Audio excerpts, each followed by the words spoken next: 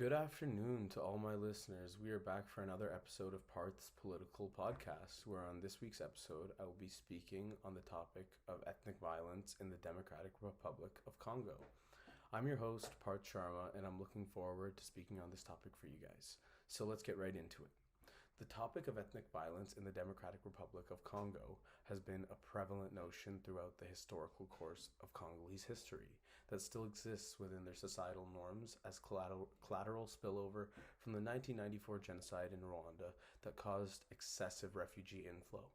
The genocide was conceived and executed for nearly 100 days by extremist elements of Rwanda's majority Hutu population who planned to kill the minority Tutsi population and anyone who opposed those genocidal intentions.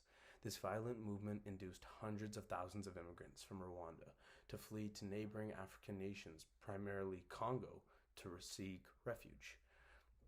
The Rwandan genocide caused a kind of domino effect in the Democratic Republic of Congo, which was then referred to as Zaire. The predominant notion of ethnic violence that currently exists within the Democratic Republic of Congo is a result of multiple primary contributors, with three in specific that I would like to highlight.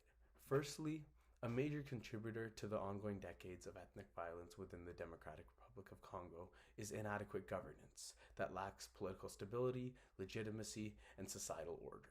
Secondly, an additional essential contributor towards the notion of ethnic violence is the high rates of insufficient institutions that lack the capital resources to counteract against this gruesome movement. Lastly, the final primary attribute that influences this movement of ethnic violence in Congo is the substantial trends of political and government corruption that ultimately results in the Congolese government refraining from engaging in political reform in hopes of achieving a fair democratic rule. Thus, the primary elements that the excessively high trends of ethnic violence in the Democratic Republic of Congo can be attributed to are inadequate governance, insufficiently abundant institutions, and severe levels of corruption. Now, I'm going to organize this podcast by listing out each argument and providing contextual information and scholarly evidence to support my arguments of inadequate governance, insufficiently abundant institutions, and severe levels of corruption. In addition to this, I'll be presenting a civilian perspective to allow the reader to understand the severity of this topic so that they can truly comprehend the difference in the political regimes that they live in and the so-called democratic regime that the Congolese citizens are forced to live within.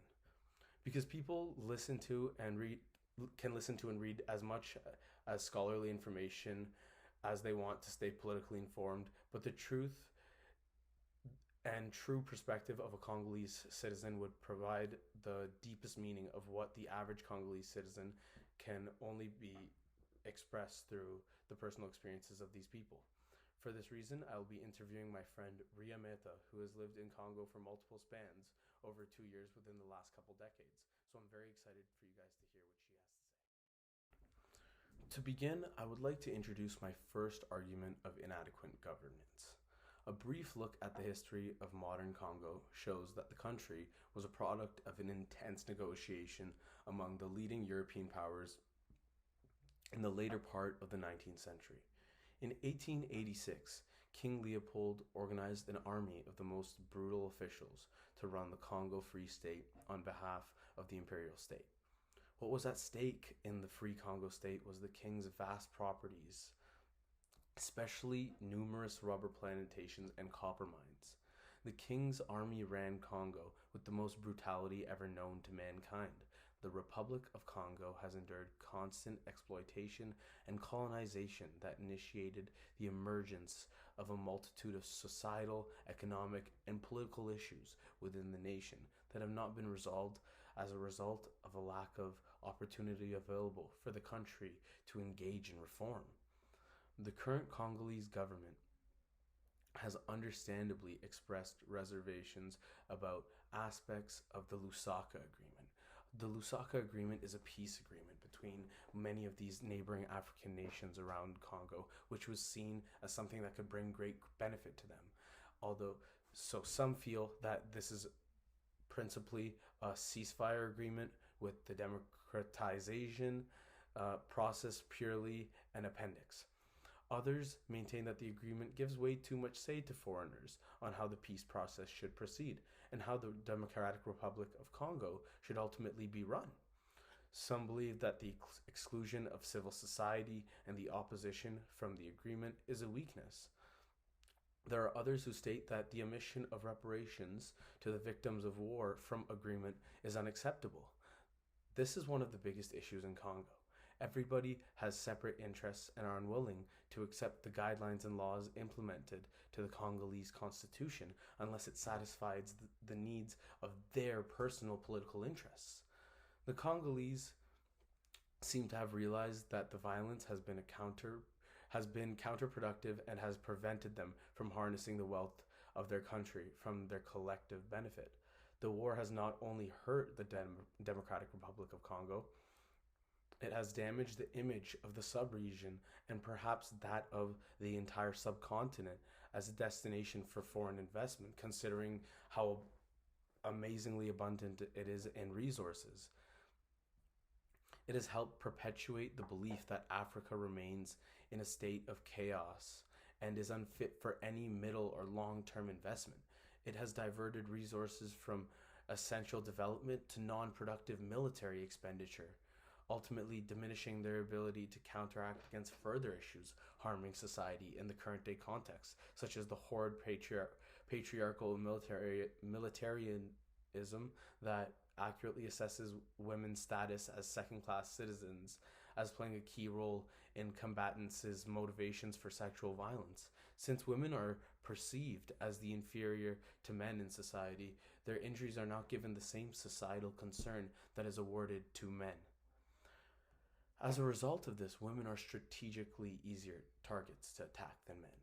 Their societal construction as inferior to men, along with a weak judicial system, also helps explain the massive impunity that has plagued Congo. Now, I would like to speak on my second argument of the insufficiently abundant institutions of the Congolese government and society. Poor governance, fueled by widespread impunity and struggles for control over the country's vast resources, has stunted the country's development and left countless victims. Today, more than 13 million Congolese affected by recent violence need emergency assistance, including food, sanitation, shelter, and education, according to the United Nations. The Congolese government does not prioritize the importance of education for their young citizens, which results in the formation of child soldiers in the context of war, because these children are taught to fight a gun before they're even taught how to read and write properly, which is absurd for a child to have to experience that as their childhood reality. The participation of young people and children in war has important consequences for the social fabric and local culture as a whole. Combatants, through the use of violence, can renegotiate their status and are able to conquer within society, a social space for which they're normally excluded because of their youth. In most African societies, the hierarchy of power tends to mirror the division in age classes. Old people usually exercise strong control over younger generations, but the state of war can completely alter this basic hierarchy.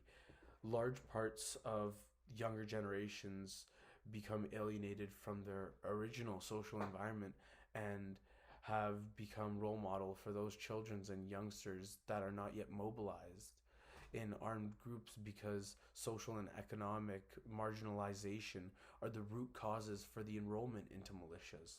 But the government is weak and corrupt, and Congolese NGOs and civil society representatives often lack the funding, logistical means, and technical capacity to implement effective peace-building programs. Ultimately, meaning that much of the violence that plagues Congo today is linked to the country's broader political crisis, as President Joseph Kabila has stayed in power beyond his constitutionally mandated two-term limit by delaying elections and quashing dissent. Security forces, in addition to this, have killed over 300 people, largely during largely peaceful protests since 2015. Hundreds of opposition supporters and democracy activists have been thrown in jail. Kabila's ruling coalition has systematically banned meetings and demonstrations by the opposition while jailing hundreds of opposition leaders and supporters, as well as human rights and pro-democracy activists. Many have been held in secret detention facilities without charge or access to family members or lawyers, which is completely unconstitutional. And this is really crazy when you consider that this person claims to run a democratic regime. Others have been tried up on trumped up charges. In addition, the economic and social repercussions of the COVID-19 pandemic in the region are described as extremely alarming. And in addition to that, since October 2021, the North has also been experiencing its 13th outbreak of Ebola, an issue that hasn't even been relevant in our society since around 2014 in Canada. This should just be able to provide you with the context of the abilities and resources available within their healthcare sector. The majority of the population is denied fundamental rights such as adequate food, education, healthcare. The government institutions are extremely weak, and there's no independent judiciary in large parts of the country, especially in the east, which are not under government control. Now, for my last argument, I would like to speak on Congolese corruption, the concept that has been rotting throughout the system of the Congolese government and has caused so much turmoil to their citizens. The Democratic Republic of Congo has experienced extensive abuses of power, including bribery, lack of political integrity, and weak oversight institutions, worsened clientele politics, and instability throughout the country. Congo has been long marred by corruption. Corruption continues across many sectors, including the police, judiciary, mining sector, and state-run enterprises. In addition, the restrictions faced by civil society, such as violence and media outlets in the form of illegitimate prostitution, harassment, and attacks, allows corruption to flourish. In 2019, the Democratic Republic of Congo ranked 168th out of 180 countries on Transparency International's Corruption's Perceptions Index. The scale of corruption in the Democratic Republic of Congo has been staggering and permeates all levels of society. It ranges from small scale to grand scale corruption, including petty corruption, electoral corruption, and clientism, which inflicts harm upon multiple sectors of society, including public administration, state-owned enterprises, the justice sector, police force, extractive industries. This caused significant social and economic impact on the Congolese public due to the exploitation of the country's natural resources that have for years been exploited by the political elite and foreign nationals, with the Congolese people and local communities receiving almost nothing, very, very little benefit. Despite its significant natural resources, oil, gas, mineral deposits in particular, the Democratic Republic of Congo is one of the poorest countries in the world and is ranked the worst country in the world to live in terms of quality of life. Corruption permeates all levels of the state apparatus, involving a wide range of state officials, ranging from low-ranking civil servants to the highest members of government. Fragile or non-existent state infrastructure in many parts of the country, weak administrative capacity, lack of resources, low salaries, or unpaid staff who rely on petty bribery just to survive and make ends meet, combined with the lack of oversight, provides public officials with both opportunities and incentives for extorting money from the population of the civilians. In the context of current-day Congolese politics, President Kabila has declared on numerous occasions his commitment to fighting corruption, but there is neither indication of firm political will once nor evidence of progress of fighting corruption. But there is but beyond establishment of a long legal framework which is rarely enforced in practice. On the contrary, the anti corruption agenda is often manipulated for political reasons. The establishment of transparent and accountable institutions is further hampered by the existence of a rent seeking elite and a complex web of political patronage that permeates all sectors of society. The country has weak legal and institutional mechanisms in place to ensure accountability, as well as limited capacity to respond to the country's daunting governance challenges. High levels of patronage continue to undermine the establishment of transparent, accountable institutions, and the rent seeking elites generally lack the incentives and political will to build strong institutions that curb corruption because it does not suit their personal needs. So now I just want to give a civilian perspective upon this issue. Many Congolese Tutsi, just to remind you guys, are the group that were the victims of the Rwandan genocide. They see themselves as members of an especially vulnerable minority, one that has already suffered through genocide and whose position in Congo has always been precarious. I'm going to be using a scholarly journal article named Fighting in Congo Rekindles Ethnic Hatreds, written by Lydia Palgreen to provide the perspective of the average Congolese citizen. Palgreen presents the reader with an in-depth perspective of the life of the average civilian in the Democratic Republic of Congo and the experiences they have faced throughout the violent movement by presenting civilian quotes and perceptions upon the issue. The quotes of civilian impact that I'm going to be presenting to you will be utilized from her journal article to allow you viewers to understand the severity of the consequences faced by civilians just for residing within Congolese society. Sanvura Bridge, who lives with her 4 children in a camp for displaced people in a territory controlled by General Nkunda, stated, "We are always seen as outsiders, but we are Congolese. The government does not protect us." This is significant because the Congolese civilian population does not even have trust in any sense in the government. They do not even feel as part of the nation, which is extremely significant as they don't have any trust in their government for any sort of reform. They depend on themselves to make ends meet, which provides justification for the amount of corruption that consists within their regime and within their nation, as humans are known to be individualistic creatures that care for their personal desires, but they're not given any incentive or assistance by the government. So, over the past 2 years, in response to the cumulative deaths of fewer than 20 Tutsi, Nkunda has launched offensives that have killed over 100 persons and displaced hundreds of thousands, stated by the International Crisis Group, a non-profit organization that seeks to help and prevent or resolve deathly conflicts.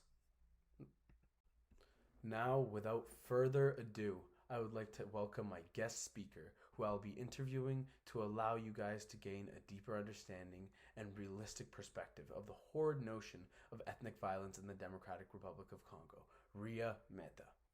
Hi, Parth. So thank you very much for having me. I'm looking forward to speaking on this issue, as not many people usually ask me about my experiences when I was there. I'm excited to have you here with me, so let's just get right into it. Decades of war, violence, and poverty have claimed the lives of over 5 million people within Congo. Is this a common notion that is inherently visible within Congolese society? So, an absence of school, healthcare, and reliable income generating opportunities hinder communities' ability to emerge from the crisis that the nation has been in since the Rwandan genocide in 1994 that you mentioned earlier. Mainly due to corruption, middle class citizens struggle to accumulate wealth, and most of them have inferior income levels, which is also a result of poor education. In addition, a wave of violence is often instigated by police authorities as a method of extorting them for money and for intimidation purposes. Wow, it's almost crazy when you compare the difference in political regimes between Canada and the Democratic Republic of Congo, and imagine what it would be like to be a civilian residing within the Congolese society as compared to the Canadian society. Mhm. Now, for the next question, I know that you volunteered within the Congolese healthcare sector. Within the context of your personal experiences, do you believe that the Congolese healthcare sector possessed the necessary means and resources required to accommodate the medical needs of their patients, especially for the poor population, considering that they are the majority of the population? So, the average Congolese citizen does not possess the financial means necessary or the time required to accommodate the medical needs of their family, mainly because the two parents are also responsible for the care of their multiple other children, which is an extremely common case in the Congo. In many cases, people die due to lack of financial means to afford the medical care required to maintain their health. In addition to this, receiving high quality medical care is extremely difficult as there are very few qualified doctors and professionals capable of performing these medical tasks, and the overflow of patients that most hospitals struggle to accommodate. Wow. Hearing experiences like this truly makes me feel grateful to live in the country that I do because we're lucky enough to live in a regime that possesses the belief that their citizens have the right to human healthcare without the worry of costs. Whereas in countries like Congo, only the upper class can afford adequate medical treatment to maintain optimal health, and the lower class is forced to suffer.